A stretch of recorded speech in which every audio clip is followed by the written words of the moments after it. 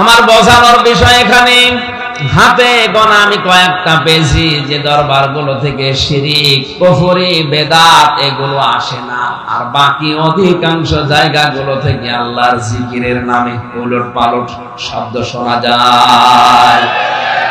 আল্লাহ ইলহাদ করতে নিষেধ করলেন।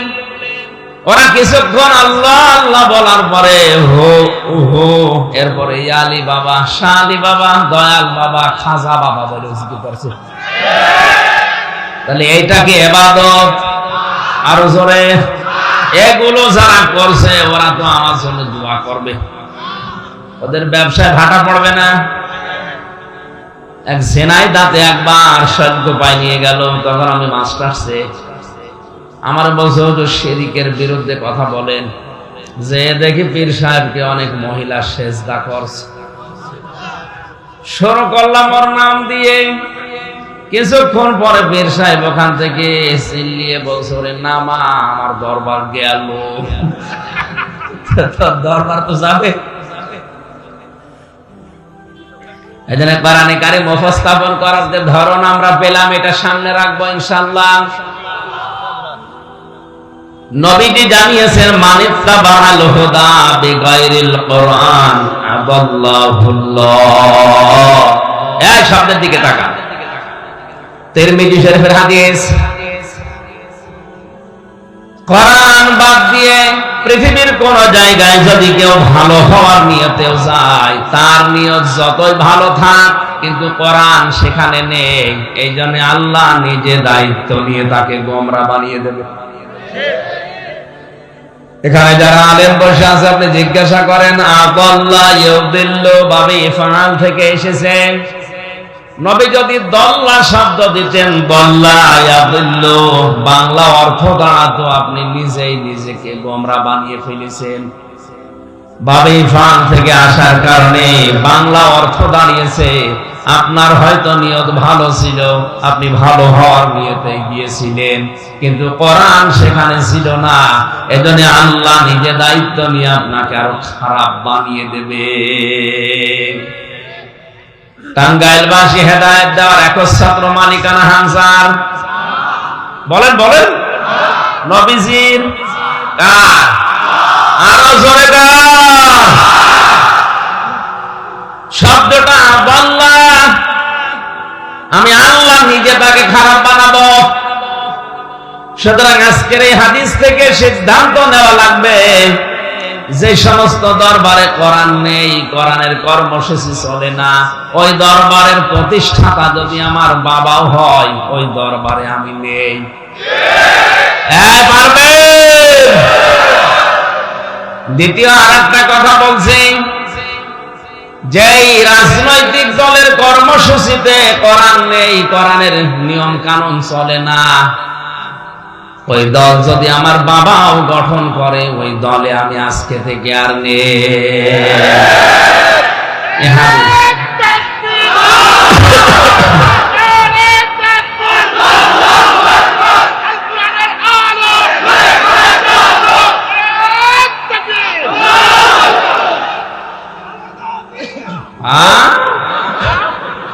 এতক্ষণ এই বুঝেছে, আর মাথা টাল হয়ে গেছে রমজানের। কি বলছো? হালকা তার কাটা। এটা আমার ছেড়ে দিও না।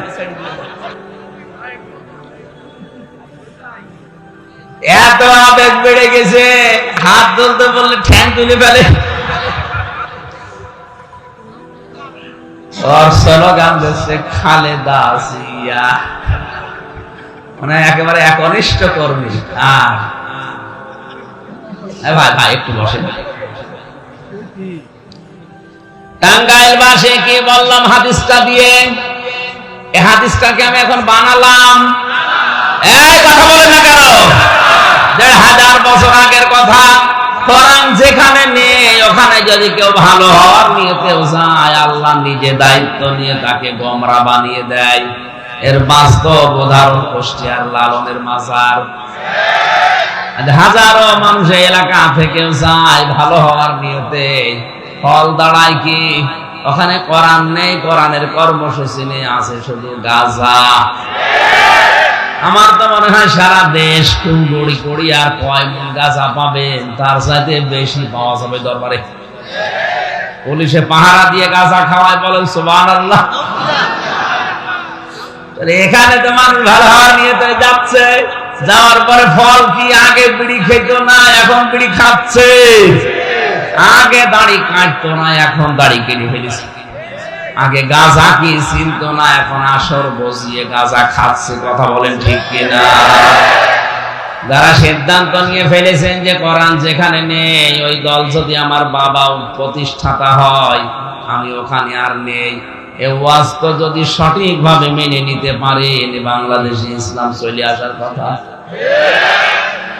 হাত যারা তুললেন, হ্যাঁ বলে জবাব দিলেন, এ কথা ঠিক থাকবে তো নাকি এখান থেকে বের হয়ে গেলে আগে যা ছিল তাই? সুলাইমান নবী একবার জিনদেরকে বললেন, তোমরা একটা মসজিদ তৈরি করো। ওরা মসজিদ বানানোর পরে আবার ভেঙে ফেলেছে। হযরতে সুলাইমান আলাইহিস সালাম এসে দেখে মসজিদ ভাঙা। ডাক দিয়ে বলে, আল্লাহ ফেরেশতা কই? জিনেরা মসজিদ বানিয়েতে বলেছিলাম, কোথায়? জিনেরা বলে, হুজুর আমরা বানিয়েছিলাম, আপনি তো বলেননি যে মসজিদ বানানোর পরে কি করা লাগবে। চিন্তা করলাম কাজ কাম যখন নেই আবার ভেঙে ফেলি। কি শুরু করেছে? মানুষের আচরণ করে দাঁড়িয়ে ডিস্টার্ব করছে মানুষকে, আবার কথা বলছে। বসার লাগবে না, ওকে তো বসতে কষ্ট হয়, দাঁড়িয়ে থাকে। কথা বলবেন না ভাই, দোহাই লাগে, আপনি কথা বলেন না, কথা বলে গোনা হয়ে যাচ্ছে। বসেন তো, যারা আছে পেটে একটা লাঠি নিয়ে দাঁড়ান, যারা বসতে চান বসিয়ে দেন, পিটিয়ে দেন। 10 সেকেন্ড সময় দিলাম, বসা, আগে বসা। এত ডিস্টার্ব করলে হয়? এই কয়েক 22-23টা লোকের ঝামেলা হচ্ছে।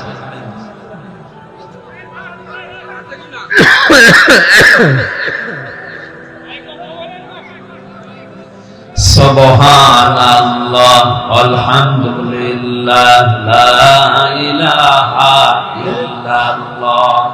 সুবহানাল্লাহ আলহামদুলিল্লাহ লা ইলাহা ইল্লাল্লাহ। লা ইলাহা ইল্লাল্লাহ মুহাম্মাদুর রাসূলুল্লাহ। আমার ভাইরা, আরে আল্লাহ রে, মোনাজাত করে দিলাম, হবে না? এত ডিস্টার্বে আমি কথা বলতে পারবো না।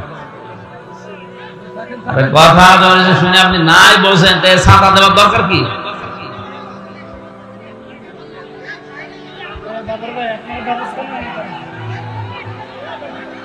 এত হাজার হাজার ভলেন্টিয়ার আপনাদের কি করছে কি? তারা এই মানুষগুলো বসাতে পারছে না।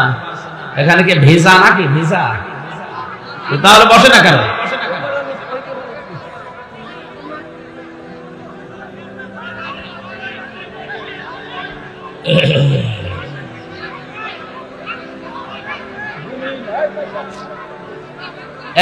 এখানকার চেয়ার গুলো সরান তো।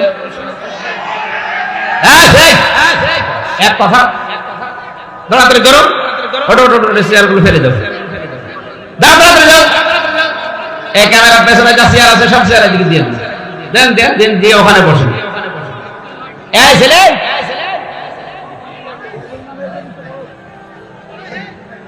মাহফিল নিয়েছে না ছাতা নিয়েছে?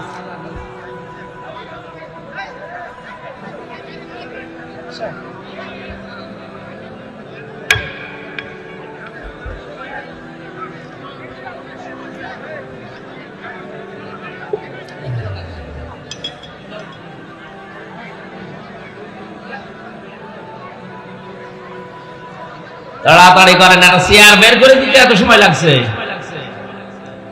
দেন দেন দিয়ে ওখানে বসেন।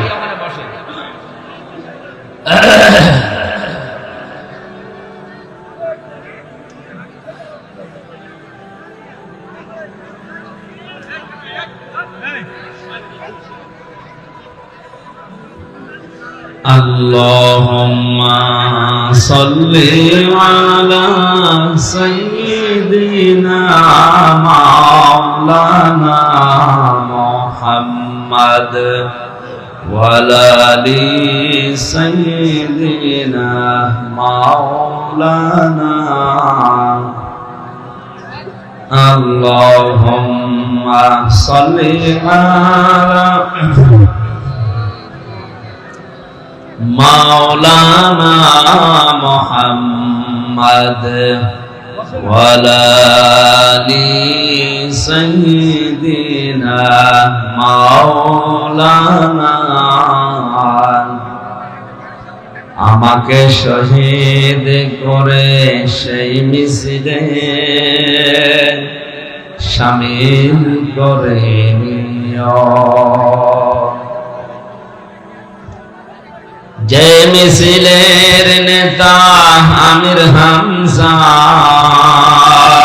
খবায়েব খাব্বাব খোদার ছিল যারা অতি প্রিয় শামিল করে নিও। এ ভাই আমি পারবো না, আমি দোয়া করে দিই, চলেন গলাটা নষ্ট করে একটা পরিবেশ একটা এভাবে কথা বলতে হবে। আপনারা কি চান মাহফিল বন্ধ হয়ে যাক? হুজুর কিন্তু চলে যাচ্ছেন। বিনয়ের সাথে আপনাদেরকে বারবার অনুরোধ করছি বসেন, আপনারা তারপরে বেয়াদবি করতেছেন। আমি মনে করব এরা পরিকল্পিতভাবে কোরআনের মাহফিলের বিরুদ্ধে ষড়যন্ত্র করে এখানে কথা বলতেছে। বেয়াদবির কিছু লিমিটেড থাকা চাই। এই ধরনের লাইসেন্সদারি বেয়াদব মাহফিলে আসার দরকার নাই।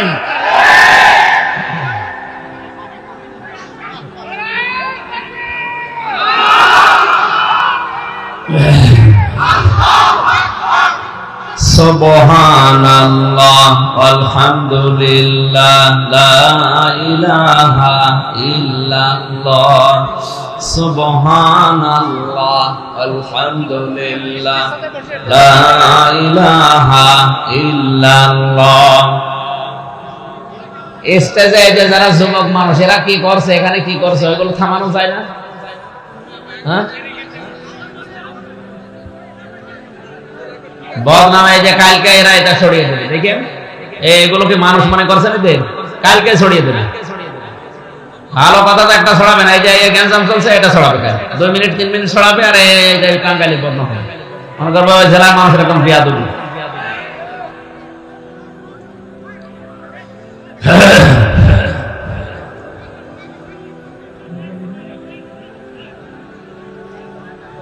আমার ভাইরা মন এখনো পর্যন্ত কথা বন্ধ হয়, চুপ করেও তো করা যায় নাকি?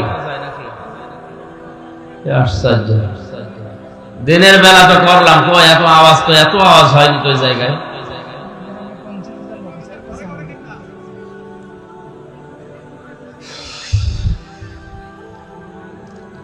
দরুদ আর সালাম পাঠ করছি আমাদের নবী মুহাম্মদ রাসূলুল্লাহ সাল্লাল্লাহু আলাইহি ওয়াসাল্লামের প্রতি।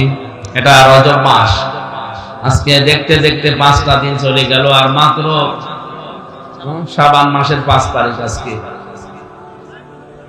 আর কয়েকটা দিন পর একটা গুরুত্বপূর্ণ রজনী আমাদের সামনে আসছে। অনেকে এটা নিয়ে দ্রমজাল সৃষ্টি করে, বিশেষ করে বাংলাদেশ, ভারত আর পাকিস্তান। এই ফতোয়াগুলো অনেকে পরিকল্পিতভাবে বানিয়েছে যে শবে বরাত নামে কিছু নেই। না, এটা মিথ্যা কথা। কে বলেছে শবে বরাত নেই? শবে বরাত নিসফে শাবান নামে 15টা সহিহ হাদিস পাওয়া গেছে। এটাও বড় বড় সাহাবী যারা, বিশেষ করে বিশ্বনবীর স্ত্রী হযরতে আয়েশা সিদ্দিকা বর্ণনা দিয়েছেন। হযরতে আয়েশা সিদ্দিকা বলেন, গভীর রজনীতে আমার ঘুম ভেঙে গেল, পাশে হাত দিয়ে দেখি নবীজি নেই। মনে করলাম হয়তো নামাজে দাঁড়িয়েছেন। অনেকক্ষণ অপেক্ষা করে দেখি না, উনি নামাজে নেই।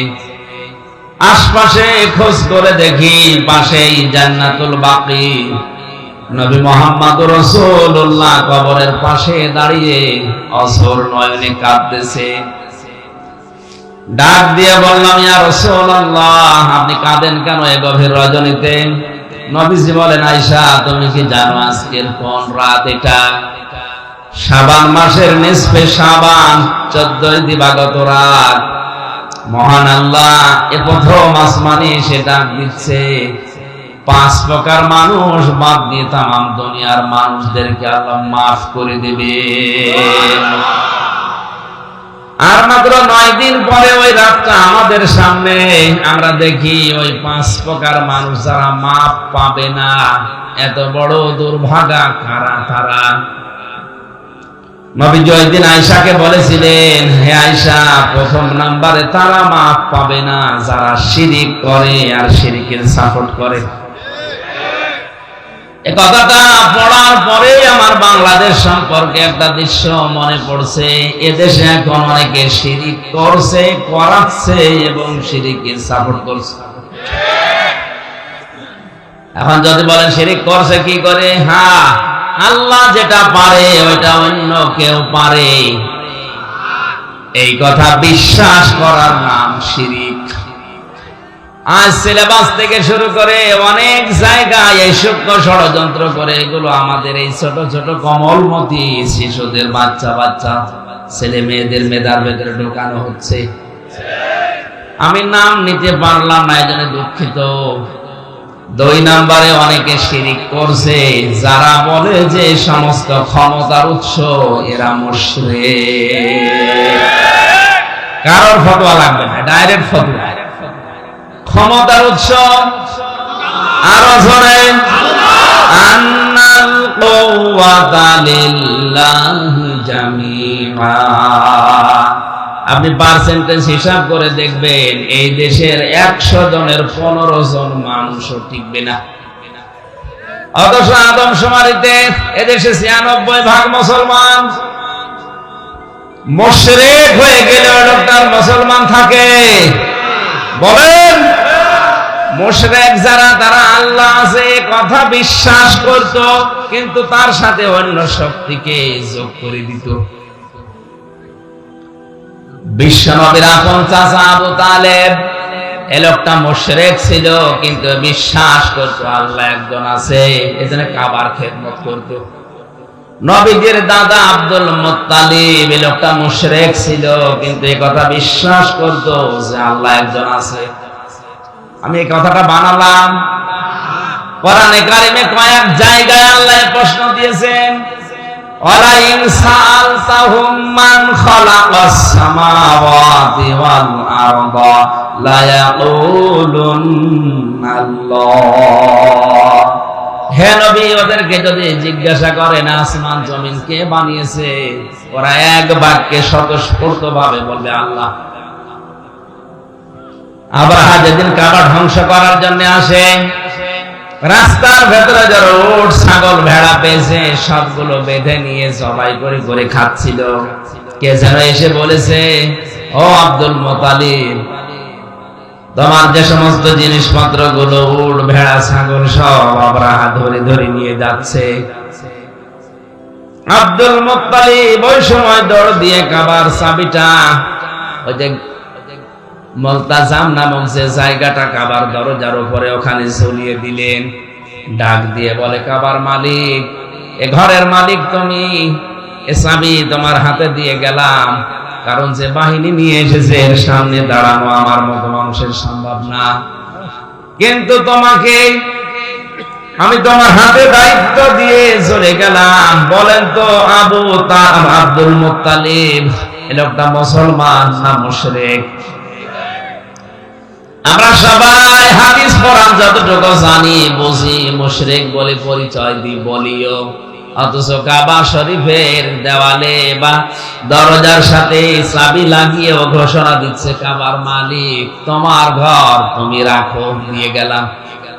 এতটুকু শেষ করেনি সিরাত ইবনে হিশাম, দৌড় দিয়ে আব্রাহার কাছে গিয়ে বলে, আমার উট ভেড়া এগুলো সব ফিরিয়ে দাও। সূরা ফিলের তাফসিরে আমি পেয়েছি আব্রাহা ওই দিন অট্ট হাসি দিয়েছিল। ডাক দিয়ে বলে, আব্দুল মুত্তালিব, এতদিন শুনেছি তুমি নাকি জ্ঞানী মানুষ, গুণী মানুষ, বুদ্ধিমান, কিসের পরিচয় দিলে? কাবা নিয়ে তোমরা ব্যবসা করে খাও। লক্ষ লক্ষ মানুষেরা বিভিন্ন জায়গা থেকে এখানে এসে 6 মাস 1 বছরের কামাই তোমরা এখান থেকে করে নাও। অথচ এই কাবা ভাঙার জন্য আমি আসলাম, আমাকে বাধা দেওয়া তো দূরের কথা, কাবার বিষয়ে একটা কথাও তুমি বললে না। তোমার মাত্র কয়েক টাকার ওট ভেড়া ছাগল বকরি এগুলোর জন্য তুমি এসেছো, তুমি কেমন বুদ্ধিমান। আব্দুল মুত্তালিব বলেছে আব্রাহা কান খাড়া।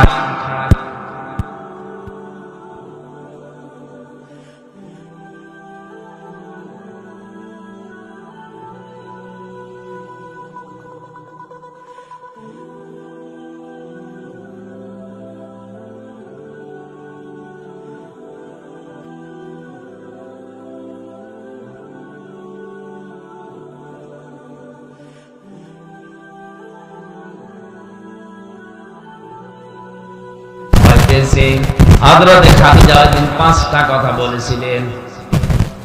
হযরতে খাদিজা আল্লাহি আল্লাহি কাল্লা এই শব্দগুলো প্রথমে জুড়ে দিয়ে বলছিলেন, আল্লাহর কসম কখনো লা ইখজিকাল্লাহু আবাদান, কখনোই আল্লাহ আপনাকে অপমান অপদস্থ করতে পারে না। তো ওই সময় খাদিজা মুসলমান হয়নি। কথা বলে না কেন? 40 বছরে তার বিয়ে হয়েছে, 25 বছরে নবীজি মুহাম্মদুর রাসূলুল্লাহ বিবাহ বন্ধনে আবদ্ধ হয়ে 15টা বছর সংসার করার পরে তিনি নবুয়ত পেলেন। প্রথম নাম্বারে এসে যখন এই কথা বলেছেন, তিনি সর্বপ্রথম যে বাক্য উচ্চারণ করলেন, কে আল্লাহর নাম নিয়েছেন 3 বার। আপনি হিসাব করে দেখেন, আল্লাহি কাল্লা লা ইখজিকাল্লাহু আবাদান, 3 বার তিনি বললেন আল্লাহর কসম কখনো না, আল্লাহ কখনো আপনাকে অপমান অপদস্থ করতে পারে না। অথচ এখনো মুসলমান হয়নি। তাহলে আল্লাহ একজন আছে, কথা খাদিজা ওই সময় বিশ্বাস করতো। কথা বলেন না কেন? আবু তালিব বিশ্বাস করতো, আব্দুল মুত্তালিব বিশ্বাস করতো, এমনকি আবু জেহেলও বিশ্বাস করতো যে আল্লাহ একজন আছে। এটা তো আমি বানালাম।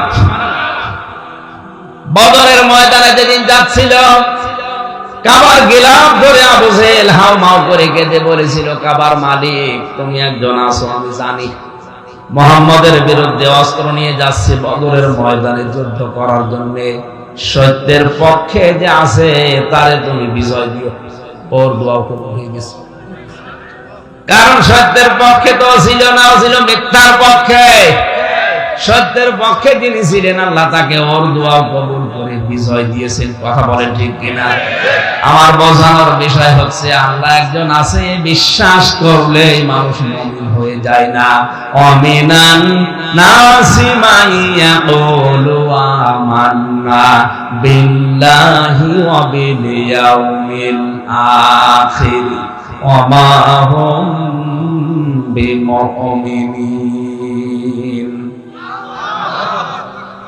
আল্লাহ পাক বলেন, হে নবী, দুনিয়ায় এমন অনেক মানুষ আছে তারা বলবে আল্লাহ তোমাকে বিশ্বাস করি, কিয়ামতেও বিশ্বাস করি, কিন্তু না, লোকটা ইমানদার না। এ কথা তাদের মুখের কথা, এটা তার মুখের কথা, কিন্তু মনের কথা না। যতদিন পর্যন্ত মানুষ হিসাবে আপনি মুখের কথার সাথে মনের কথার মিল করাতে না পারবেন, ততক্ষণ আপনি মুমিন না, মুনাফিক।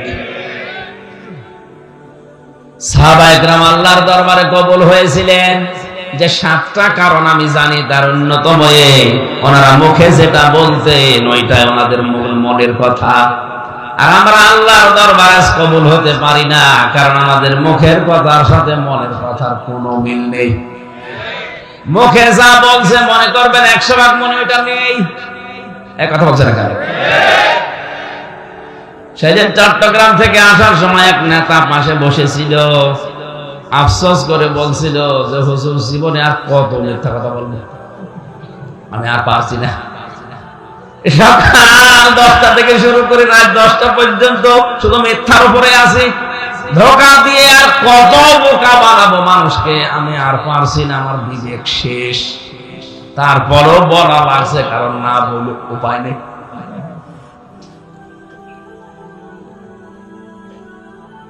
আমার ভাইরা, আমার কথা বোঝানোর বিষয় হচ্ছে, শিরিক করার জন্য অনেককে বাধ্য করা হচ্ছে, আর অনেকেই বুঝে না বুঝে শিরিকে সাপোর্ট করছে। মনে মনে মূর্তি তৈরি করে আপনি যতই ভাস্কর্য, প্রতিমা আর যাই নাম দেন না কেন, আল্লাহর কসম আপনি মুশরিক হয়ে যাবেন।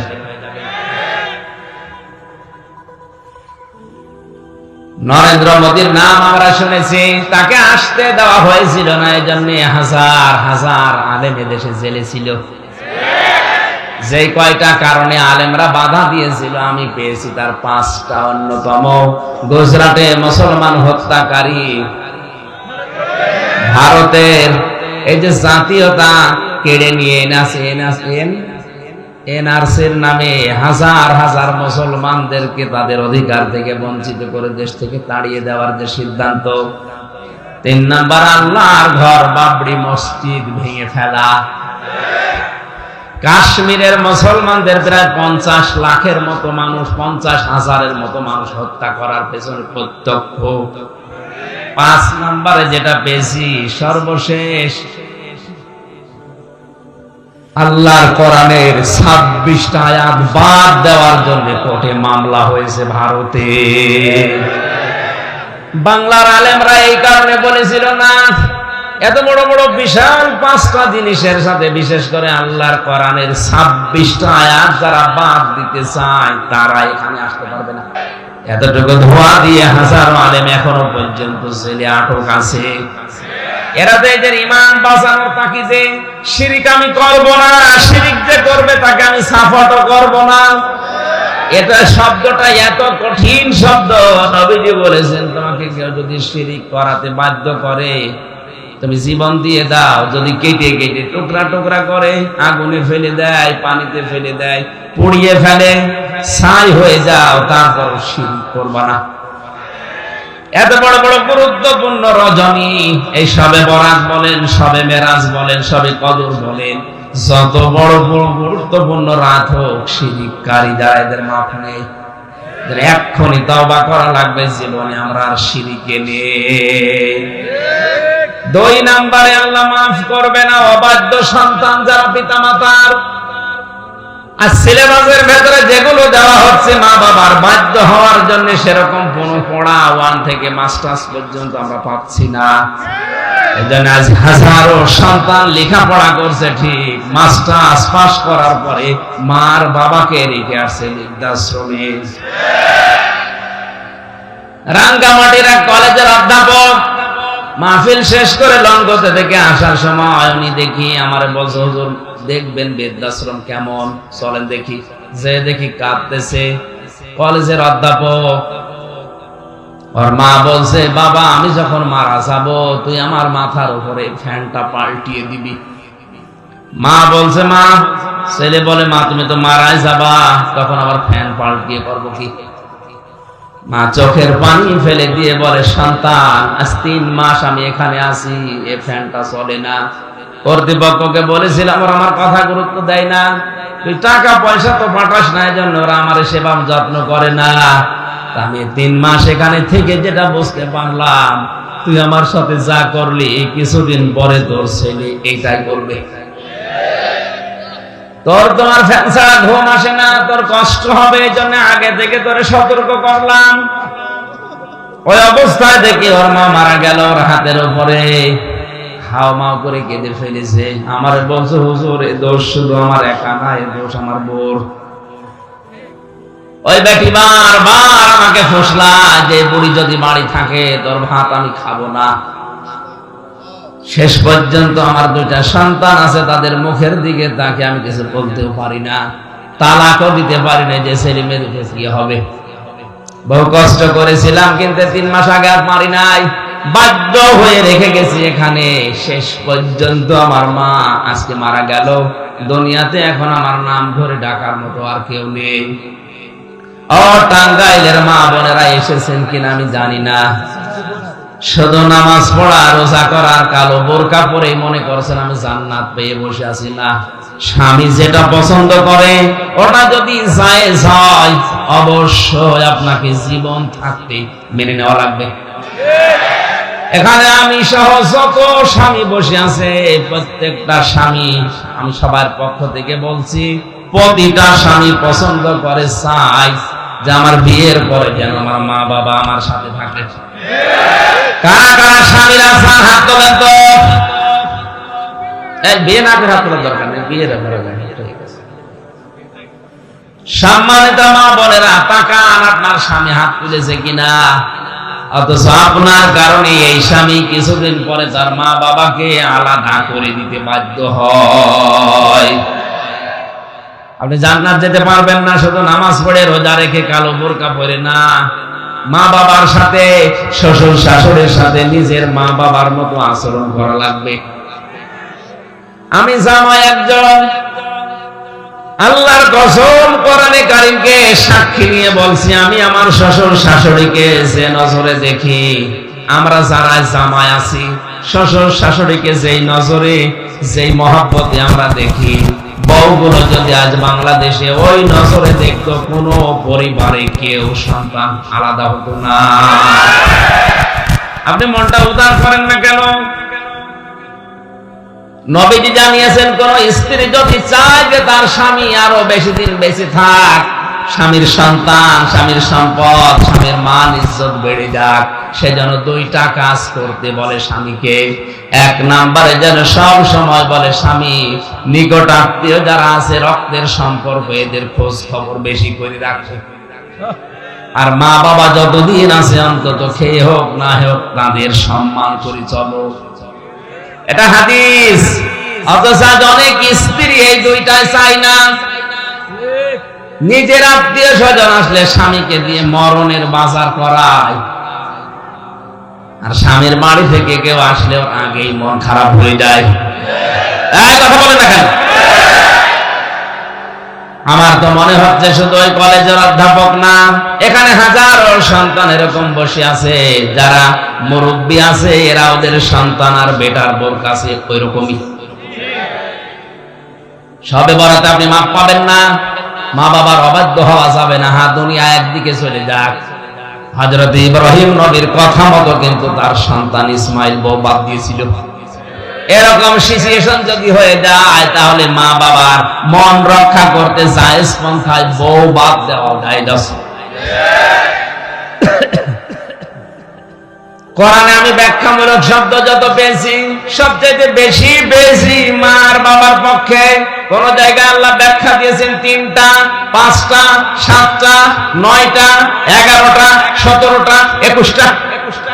এত ব্যাখ্যা আমি কোন নামে পাইনি, শুধু মার বাবার নামে আল্লাহ কথা বলতে গেলে নিজেই ব্যাখ্যা করছেন। কারণ আল্লাহ নিজে জানে যে আমার পরে সব চাইতে হামজার পেছনে শ্রম দিয়েছে ওর মার বাবা। আল্লাহ শব্দের ধরন দেখেন,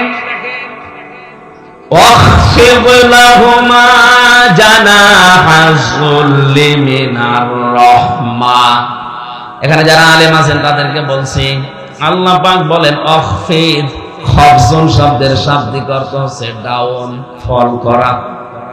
ডাউন, শুধু ডাউন করবেন না, ফল করে দেন। জানাহন মানে ডানা, জিল্লুন মানে নম্রতা বা ছায়া, দুইটা অর্থ আছে। মিনার রহমা, দয়া। আল্লাহ পাক বোঝাতে চেয়েছেন তোদের ডানার যে রহমতের ছায়া আছে এটা মা বাবার জন্য বিছিয়ে দেওয়ার পরে ফল করে দিবি। আমার প্রশ্ন হচ্ছে, দুনিয়ায় মানুষের ডানা হয়? কথা বলেন এখন। ডানা হয় কার? পাখির কাছ থেকে আল্লাহ আওলাদ করে নিয়ে আসলেন। বালাগাত মান থেকে একটা চ্যাপ্টার আছে, পাখির কাছ থেকে আল্লাহ ডানা হাওলাত করে আমির হামজাকে আল্লাহ লাগিয়ে দিলেন। কেন? আমার কি ডানা নেই? আমার তো হাত আছে, হাত দিয়ে আল্লাহ উদাহরণ দিলেন না কেন? কারণ হাতের ভেতরে পর নেই, পালক নেই। পাখির ডানার ভেতরে পর আছে, পালক আছে, যেটা মোলায়েম, নরম, সফট, কোমল। কথা বলেন না কেন? পাখি শুধু ডানা এভাবেই করে না, ডাউন করার পরে ফল করে দিতে পারে। তখন ওই বাচ্চারা ওর নিচে গিয়ে চিচি করে আওয়াজ দিয়ে একটা অনির্বচন সুখ অনুভব করে। আল্লাহ যেন বোঝাতে চেয়েছে, হামজা তোর মা বাবা জীবিত অবস্থায় তোর সাথে যতদিন আছে ওরা যেন মনে করে আমার হামজা থাকতে আমাদের আর চিন্তা নেই। ও বাংলার মুসলমানেরা, আমরা যারা সন্তান আছি আমাদের মা বাবারা কি এরকম মনে করতে পারছে? আজ পারছে না। যে সমস্ত কারণে, তার অন্যতম কারণ আমার বউ। কথা বলে না কারো। আজ 100টা পরিবারের প্রায় 90টা পরিবারে বৌমারা নামাজও পড়ে, রোজাও রাখে, হজও করে, যাকাতও দেয়, দান সাদগাও করে, বোরকাও পরে, কিন্তু মা বাবার সাথে আচরণটা খারাপ করার পরে ওদের নিজের আমল সব নষ্ট করে ফেলছে। পৃথিবীর প্রত্যেকটা জিনিস ভেঙে যায়, আমলও মানুষের ভেঙে যায়। এই যে অজু করলে 7টা কারণে অজু ভেঙে যায়, নামাজ পড়লে 19টা কারণে নামাজ ভেঙে যায়। কথা বলে না কেন? আপনি যে আমল আখলাক গুলো আছে, আমল করেন, কাজ করে জান্নাত পাবেন, আমল করছেন, আমলও কিন্তু 2টা কারণে ভেঙে যায়। নবীজি বলেছেন, কোন মানুষ যদি এই চিন্তা করে যে আমার আমল গুলো কবুল হচ্ছে কিনা আমি দেখতে চাই, সে যেন লক্ষ্য করে তার আচরণ মানুষের সাথে কেমন। তার আচরণটা যদি ভালো হয়, মুআমালাত মুআশারাত যদি ভালো হয়, সে যেন বিশ্বাস করে নেয় যে আমার পেছনের এই ইবাদত কবুল হয়ে গেছে। জোরে বলেন সুবহানাল্লাহ। নবীজি বলেছেন কোন সময়, ফামানে সুহসিহানিন নারি ওয়া উদখিলাত জান্নাতা ফাস। সূরা আলে ইমরান 185 নম্বর আয়াতের মাঝের অংশে আছে, আল্লাহ পাক বলেন ওই লোকটার জীবন সফল যাকে আস্তে আস্তে করে জাহান্নামের কাজগুলো থেকে বাঁচিয়ে জান্নাতের কাজের দিকে আমরা এগিয়ে দেই। বাবা যারা আছে, আমি সহ প্রত্যেকে জানো অন্তত এই যে রাত আসছে, রাতে মাফ পাওয়ার মতো আচরণ করি। 3 নাম্বার, আল্লাহ মাফ করবে না তাদেরকে যারা বুড়ো জিনাখোর। কারা? বাংলাদেশে এটা এখন বাড়ছে। হ্যাঁ, কথা বলা লাগবে। আজ কত হোস্টেল থেকে, কত রুম থেকে, কত অফিস থেকে, এমনকি কত এমপি হোস্টেল থেকেও মহিলাদের কান্নার আওয়াজ পাওয়া যাচ্ছে। মেয়েটাকে এমনি কান্নাকাটি করে। আমি নিজে আর নামলাম না। 4 নাম্বারে যারা সুদ খাবে, 5 নাম্বারে যারা ঘুষ খায়। আমার তো এই 3 বছরের ছেলের অভিজ্ঞতা, যেটা কোর্টে গেলে কোর্টের ইট পর্যন্ত ঘুষ চাই। 10 টাকা, অথচ ইটের দামই 10 টাকা। ওই আমার কাছে উল্টো টাকা চাই। এমন কোন জায়গায় এখন আমি দেখতে পাচ্ছি না। ধর্মীয় প্রতিষ্ঠানগুলো তো এখন ঘুষের প্রচলন শুরু হয়ে গেছে। আলিয়া মাদ্রাসার যারা দায়িত্বে আছে, এরা যে কোন সমস্যায় আছে আপনাকে বলতে পারছে না, তাই ফেলতেও পারে না, গিলতেও পারে না, ঝামেলায় আছে। বিশেষ করে যারা প্রিন্সিপাল, অধ্যক্ষ, এরা মনে হয় একেবারে পুলসিরাতের উপরে দাঁড়িয়ে আছে। ঈমান নিয়ে টিকে থাকে কত কঠিন হয়ে দাঁড়িয়েছে। এখন মসজিদে ইমামতি করার জন্য এখন ঘুষ দেওয়া লাগছে। কুষ্টিয়াতে একটা মসজিদ আছে, আমি নাম নিলাম না। জেলে যাওয়ার আগে ঘটনা শুনেছিলাম। ওনার ভাগিনা হচ্ছে একজন আলেম, যে বলছে, মামা আপনি তো বড় দায়িত্বে আছেন, এত বড় মসজিদ, সরকারি বহু টাকা বেতন দেবে, আপনি আমারে লাগিয়ে দেন। মামা বলছে, ভাগিনা কিছু করা লাগবে না, তুই আমারে মিষ্টি খাওয়ার টাকা দিস। ও মনে করছে মিষ্টি খেতে আর কয় টাকা লাগে, 5,000 টাকা দিয়েছে। বলছে 5,000 না, 10 লাখ। বলছে, মামা মিষ্টি খেতে যদি 10 লাখ, দই খেতে কয় লাখ লাগবে? যে লোকটা 10 লক্ষ টাকা দিয়ে ঘুষ দিয়ে মসজিদে ইমাম হবে, ওর পেছনে নামাজ পড়া তো 100 ভাগ জায়েজ। শবে বরাতে আপনি মাফ পাবেন না। আল্লাহ তাআলা বলেছেন স্পষ্ট কিতাবের আয়াত, ইন্না আনজালনাহু ফি লাইলাতিন মুবারাকাতিন ইন্না কুন্না মুনজিরিন। পবিত্র রজনীতে এই কিতাবকে আমি আল্লাহ নাযিল করেছি, অবশ্যই আমি আল্লাহ সতর্ককারী। ফিহা ইফরাকু কুল্লু আমরিন হাকিম আমরাম মিন ইনদিনা, আমার পক্ষ থেকে এই দিনে গুরুত্বপূর্ণ কিছু ফয়সালা সিদ্ধান্ত নেওয়া হয়। তার ভেতর অন্যতম 1 বছরে কে দুনিয়ায় আসবে, 1 বছরে কে দুনিয়া থেকে বিদায় নেবে, কার রিজিক তার খাবার কতটুকু দুনিয়ায় সে খাবে, কতটুকু রেখে যাবে, এটা সিদ্ধান্ত হয়ে যায় এই গুরুত্বপূর্ণ সবই কদরে বরাতে না। আল্লাহ মানুষদেরকে সিদ্ধান্ত নেওয়ার জন্য আমার আল্লাহ নিজে সিদ্ধান্ত নেন তার ইচ্ছা মাফিক। তাহলে এখান থেকে আমরা যদি বিশ্বাস করে থাকি আমার হায়াত আর কতদিন আছে, ফাইনাল হয়ে গেছে, আমার রিজিক আর কতটুকু আসবে, ফাইনাল হয়ে গেছে, তাই আমার উল্টা পথে চলার দরকার কি? কথা বলে না কেন?